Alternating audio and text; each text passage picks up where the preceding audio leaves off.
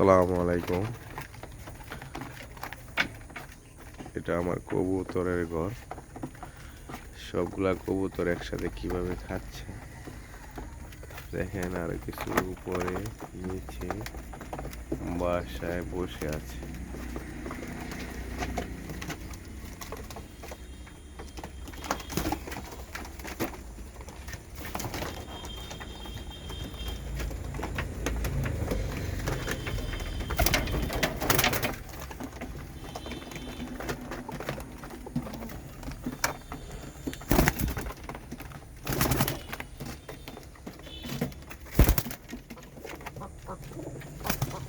এটা হলো আমার কবুতরের ঘর।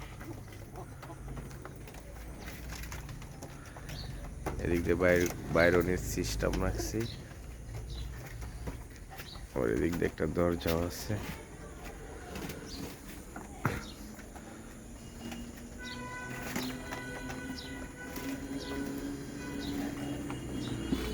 আগে কবুতর পালতাম, এর আগে 12 জোড় কবুতর, অনেক দিকে চলে গেছে, কিছু গাঁজা খায়া ফেলাইছে। এখন এই সিস্টেম করাতে আর কোনো সমস্যা হয় না, আপনারাও ইচ্ছা করলে করে নিতে পারবেন। যারা কবুতর প্রেমিক আছেন,